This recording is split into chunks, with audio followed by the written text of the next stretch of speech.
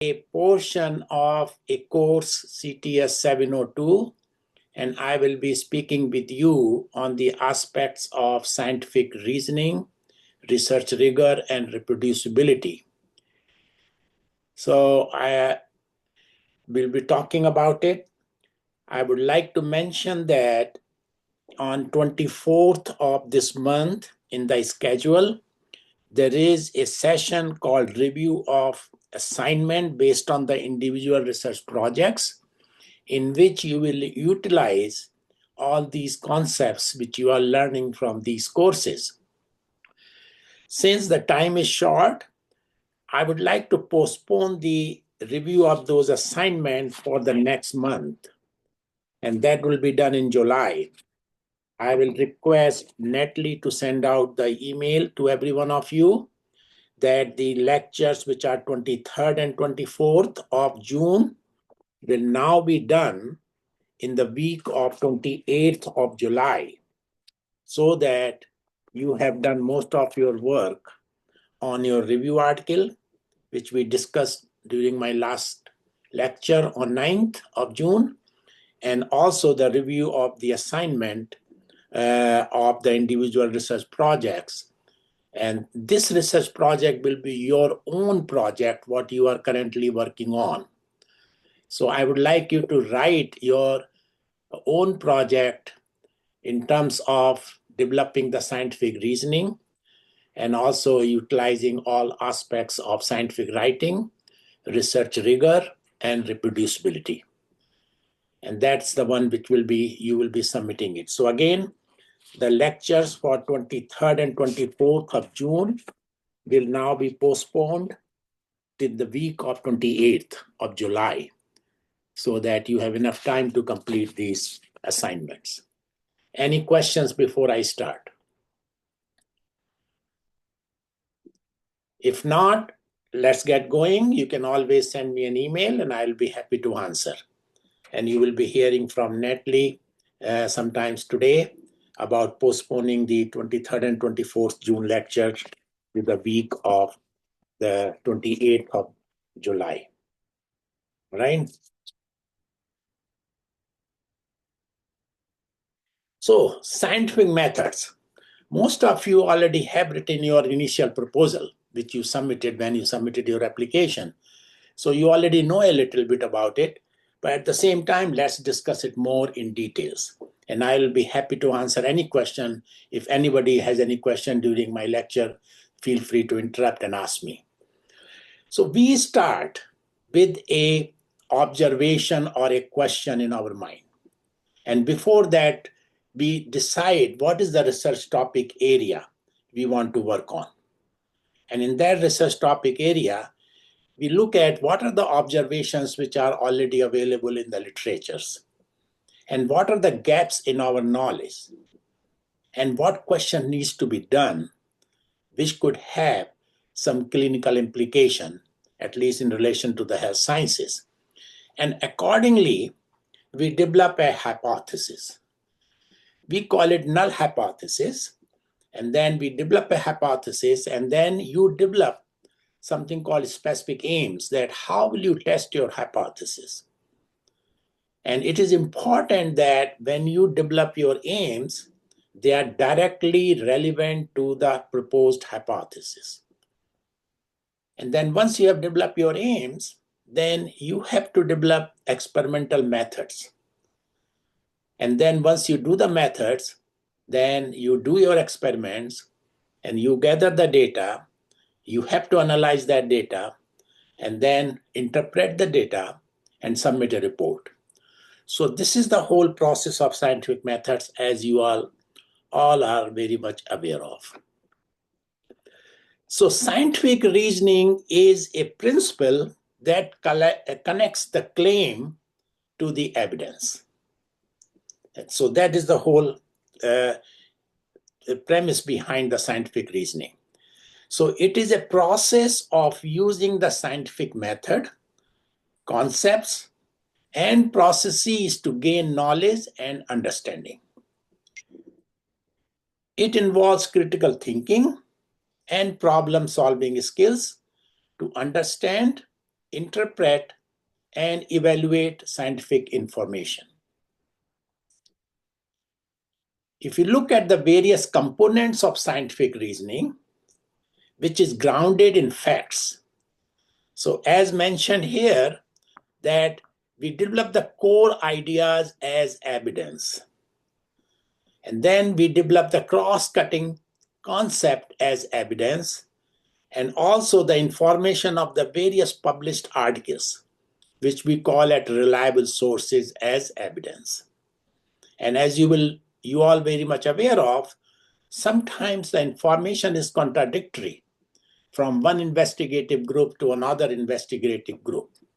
And it is important for you to look into why there is a discrepancy.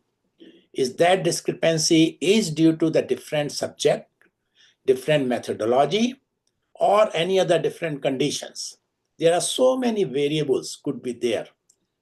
And if there are no variables and the studies are coming out with the different conclusion, then you have to come up with that what could be the underlying reason of this.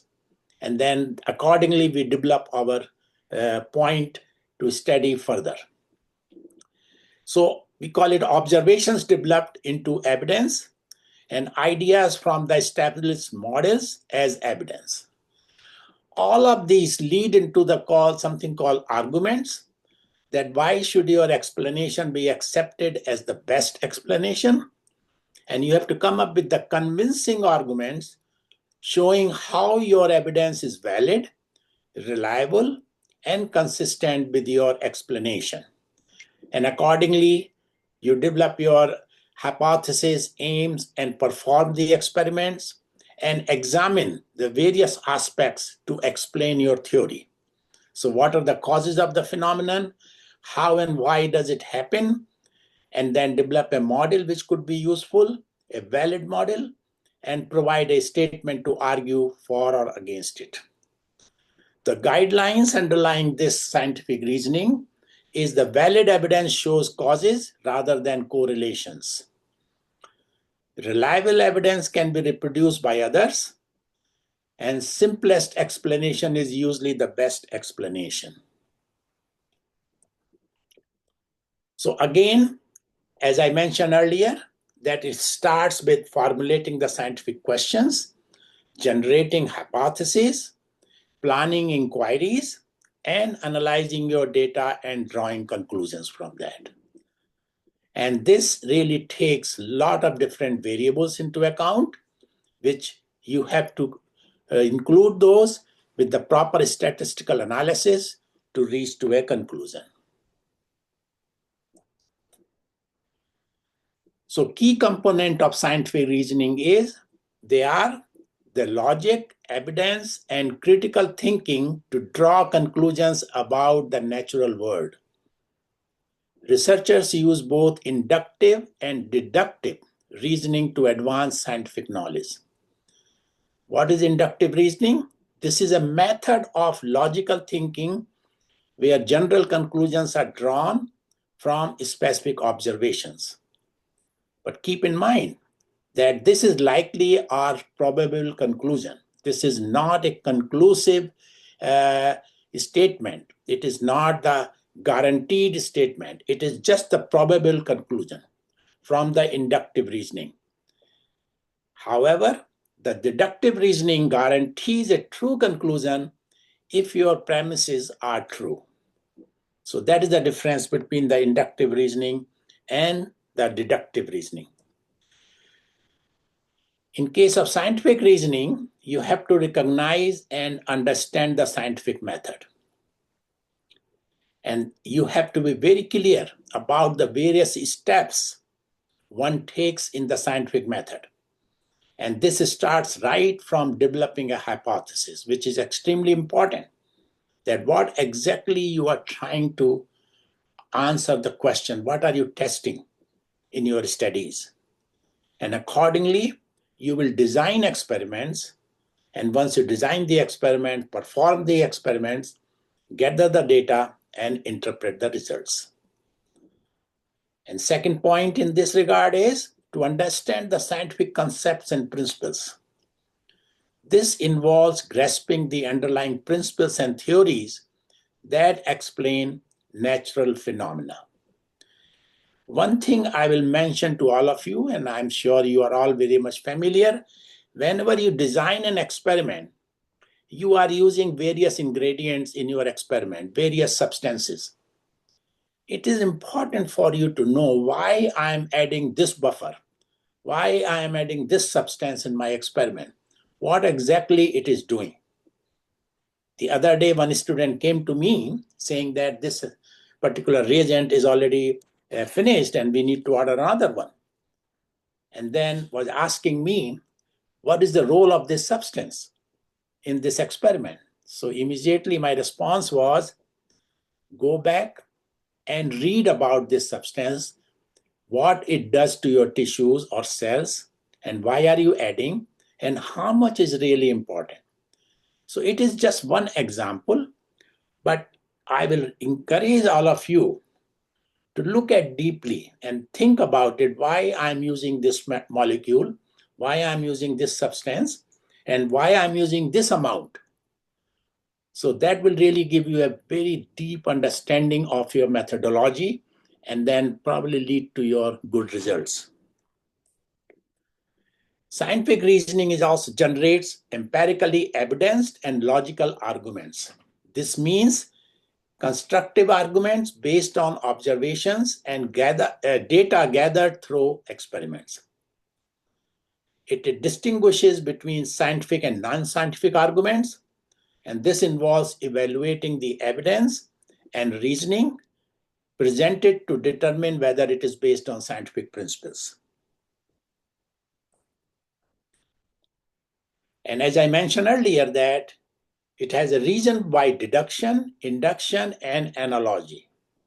And these are different ways of drawing conclusions based on available information. And also you have to distinguish between causal and correlational relationship. This point is extremely important. Many times when I review a paper or review a grant, the people make a statement that, oh, it does induce this and this, it does produce this and this. So you are talking, in that statement, you are talking about that this particular thing is the reason for development of this particular final results. So you have to make sure that you use the word, whether it causes or it correlates.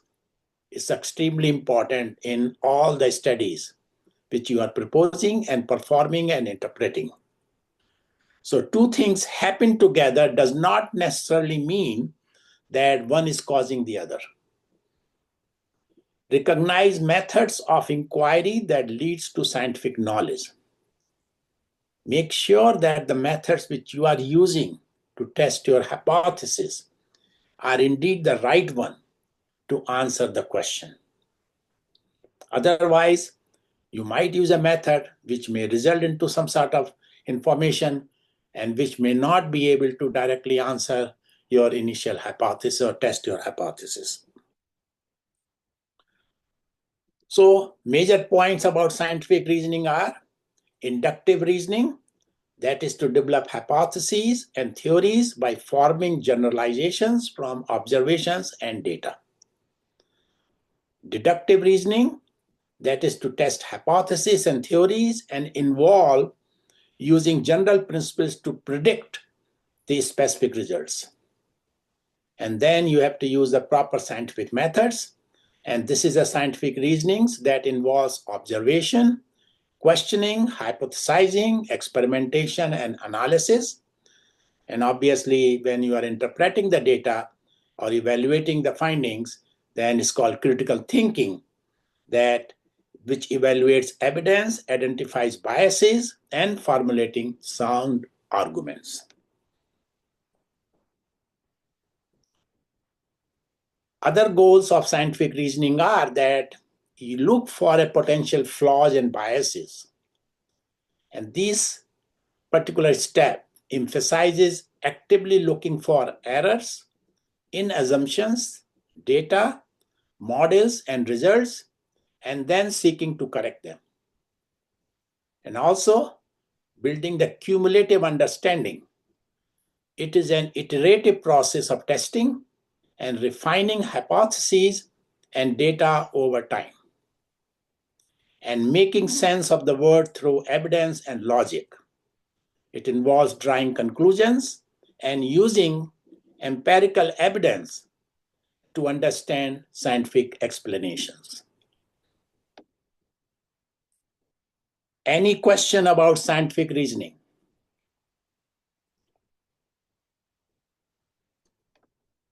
Next aspect is scientific rigor. I don't know how much Dr. Rai or anybody else talked to you about scientific rigor, but this is extremely important. Whenever you are writing any grant application or any paper, this is becoming more and more critical and important. And there's a very big emphasis on rigor and reproducibility. So I'll be talking about rigor first, and then we will be talking about the reproducibility. So scientific rigors deals with the logic, experimental redundancy, error analysis, intellectual honesty, and probability and statistics. It is crucial for ensuring the reliability and validity of your research findings. It is the strict application of the scientific method to minimize bias and ensure robustness in research design, methodology, analysis, interpretation, and reporting. And reproducibility refers to the research methods and results that can be independently verified by other researchers. And this is often through replication of the study or the analysis. That is why whenever we are reporting our findings, we are now expected to mention about exact number of the chemicals we are using, exact information and the purity of the antibodies and other things. They are requiring a lot of different informations, which I'm sure you will be getting from other lectures as well. So it is very detailed information we are supposed to present about each chemicals and reagents which we are using in our article.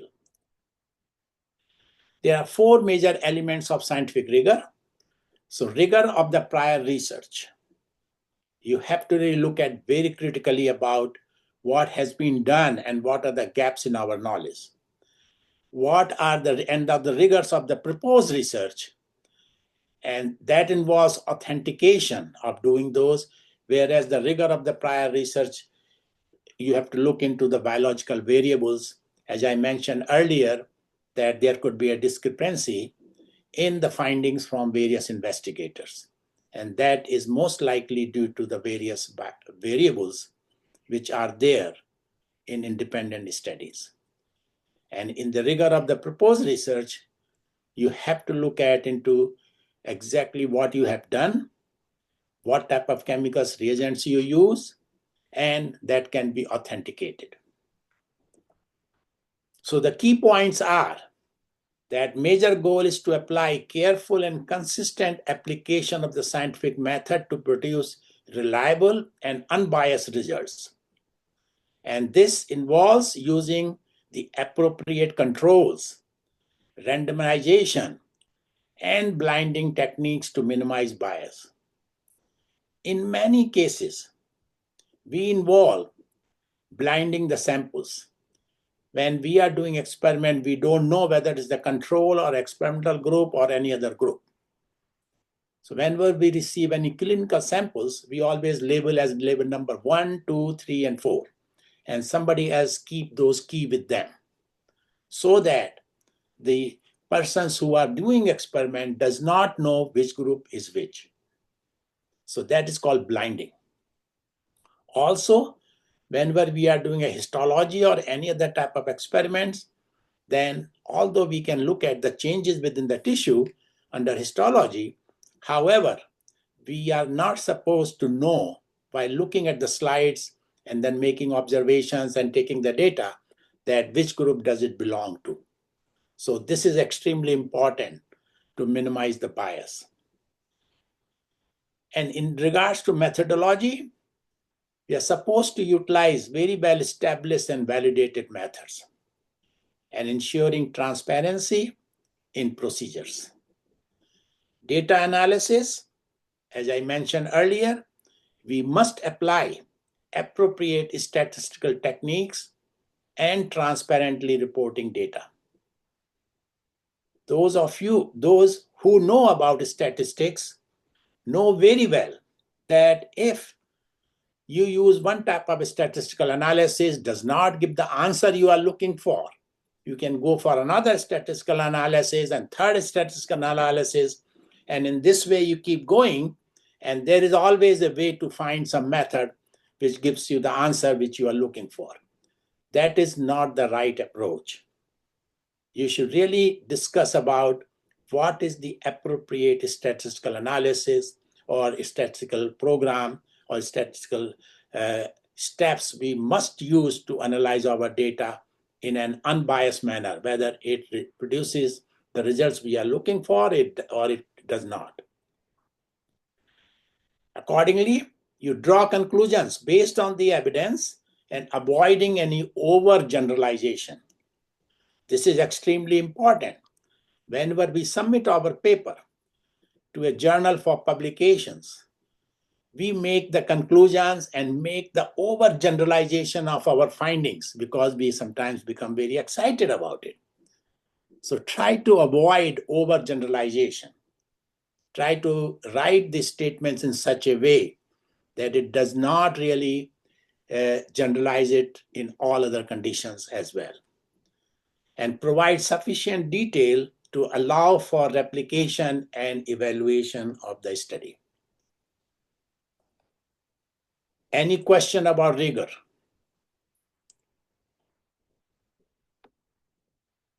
If not, let's go to the reproducibility of the research findings.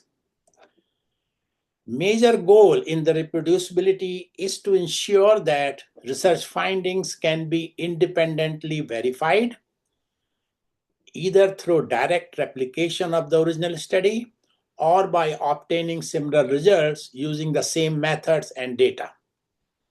And accordingly, we are supposed to share something called data sharing. And it is important for all federal government or state government funded grants. It is important that we share our data funded by any organizations, data sharing. And data sharing in that you provide making the data and code available for others to access and analyze. We also are expected to provide a clear methodology with the details on the protocols and procedures so that others can replicate the study. Computational reproducibility to ensure that the same results can be obtained by rerunning the analysis with the provided data and code. So these points are extremely important in regards to the reproducibility of the findings. So what is the importance? Importance is that the rigor and reproducibility ensure that research findings are reliable and not due to the methodological flaws or biases. And reproducible research allows other scientists to build upon established findings and advance the scientific knowledge. And obviously, in this way, it is transparent and reproducible research will foster trust in scientific findings and promotes public confidence in science. What are the various issues in regards to reproducibility? And this slide has really put it very, very, very cleverly and all major points. Look at the first one on the left-hand side, upper panel, data dredging. It is called p-hacking. That means that this involves repeatedly searching a database or trying alternate analysis until a significant result is found. This is along the same lines as I told you earlier, that there are so many types of statistical analysis methods. And then if you don't find what you are looking for, you can go to the next method, to the next method. That is called data dredging, and this is not a good thing to do. This is a major issue in terms of the reproducibility. Omitting null hypothesis. When scientists or journals decide not to publish studies unless research results are statistically significant. This is one of the major flaws in most of the journals right now, that they are looking for some positive findings always. There has to be some way where we try to test our hypothesis and we do not get the positive finding, but we must be able to report it and publish it so that other people do not waste their time to repeat the same experiments. At least some people can repeat those and then confirm it, but after that, there will not be further wastage of the time and efforts and energy to test the same hypothesis. So even though the null results are not easily publishable, it has a significant meaning in terms of disseminating the knowledge to the scientific community. You ought to have to mention about whether your study is powered or not. Accordingly, you have to know about power analysis. I'm sure you are learning about power analysis, and this is extremely important when you are doing in vivo studies in mouse, rats, or big animals. That how many sample size, we call it sample size, is required to answer the question in a statistically significant manner. So statistical power is the ability of an analysis to detect an effect, and if the effect exists. And if the study is not powered, it's underpowered, and where the sample size is too small to reliably indicate whether or not an effect exists.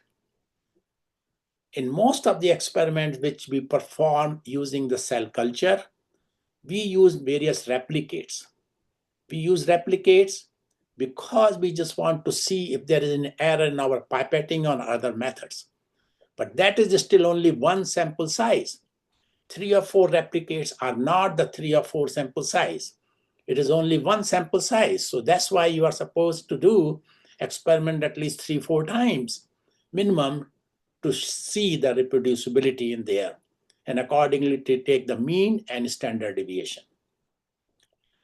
There are several, you have to worry about the error, technical errors that may exist within a study, such as misidentified reagents or computational errors.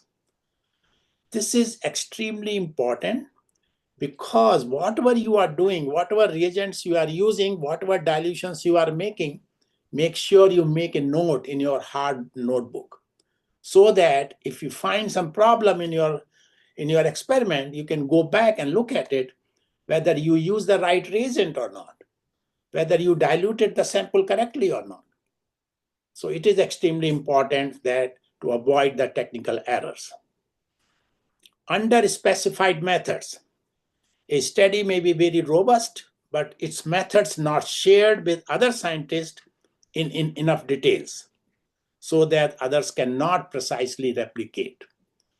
And that is why it is becoming very important nowadays in regards to the rigor and reproducibility that you declare all types of reagents, dilutions, catalog number, and all information, what is the source, purity, and everything, so that other people can try to do the same experiment under the same conditions to reproduce your findings. Also, weak experimental design. A study may have one or more methodological flaws. That means it is unlikely to produce reliable or valid results. So it's extremely important to really select the very strong experimental design to answer your question. So scientific rigor and reproducibility are fundamental principles that underpin the integrity and advancement of scientific research. By emphasizing these principles, the researchers can enhance the reliability and validity of research findings, fostering trust in scientific knowledge and promoting scientific progress. Any questions?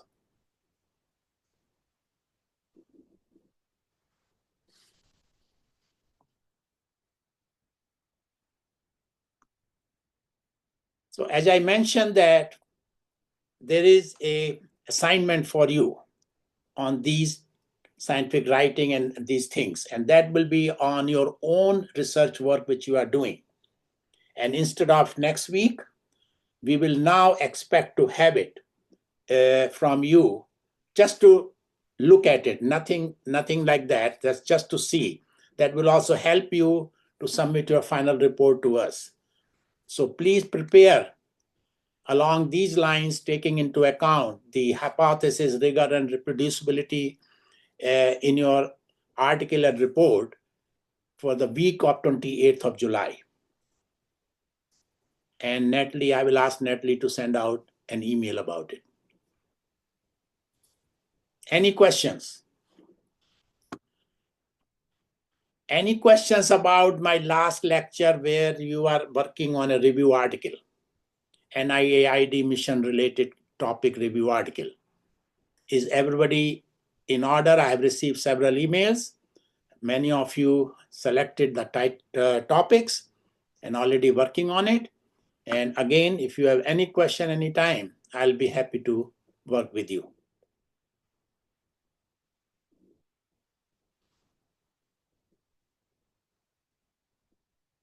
Any questions? If not, that's all I have for the day. So now you have more time to do your bench research. Wish you all the best for the rest of the day. Thank you very much. You. Bye for now.